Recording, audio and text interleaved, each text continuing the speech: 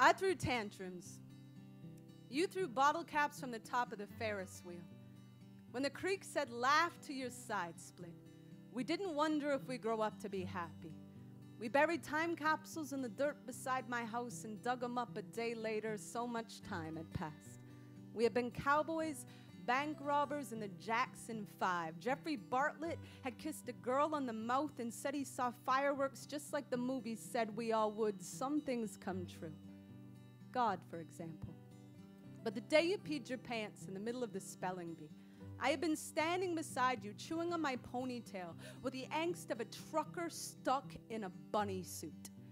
When the puddle hit the floor, I pulled the ponytail from my teeth and started crying for the both of us. On the playground, I wanted to tell you your hula hoop could be the Jolly Green Giant's halo, but you were wearing pants from the Lost and Found box, so I said, you hula hoop like Elvis.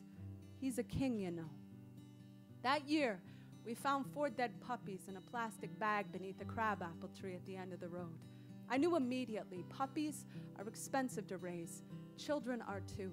There were months when the radiator of your rib cage wouldn't keep your heart warm, even though your father kept pounding on it with the back end of a broomstick. You could go the entire week without speaking a word.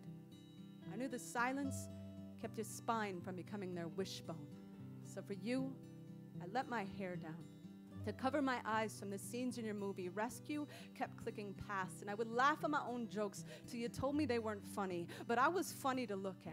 I wore tiny pieces of tinfoil around my crooked teeth, stuffed plastic Smurfs in my underwear to build a penis that wasn't there, and I was constantly pretending to swear. Holy shit, I'd say. Can you believe that, mother sucker, I'd say, pointing at Tommy McMahon's newborn brother breastfeeding in his mother's lap. You could never understand shit like that. Public nudity on the Little League bleachers when so many folks were trying to hide closets in their skeletons so their funny bones could outdress that man in the moon. On those nights, he wore light like a costume, like that plastic sheriff's badge on the floor of your bedroom you couldn't stop staring at. But God be my witness when I say you were humming Miracle into your harmonica wrist that day. We climbed that rusted fence and pressed our hands in the wet cement to prove we were permanent, like the dye in our mother's hair, meaning we are definitely here. But we can grow out. We can run away with the carnival and build a tilt-a-whirl with our own grace. You know, your face never looked so funhouse mirror as it did the day you finally found a way to escape. You terrible speller. You busted compass. My heart is still a letter jacket I am waiting to give to someone sweet.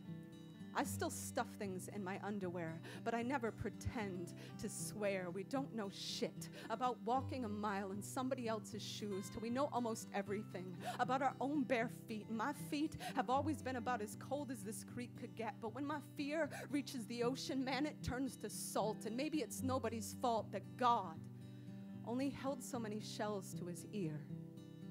So I slapped my heart against the dock, and I grabbed my own windpipe to beat the truth from my throat. I tear the wallpaper from my skin, and I search the oak for its knots. I throw these rocks at my tantrums, and I listen for where the windows are. Can you hear that, friend? Can you hear the breaking? It is the holiest part.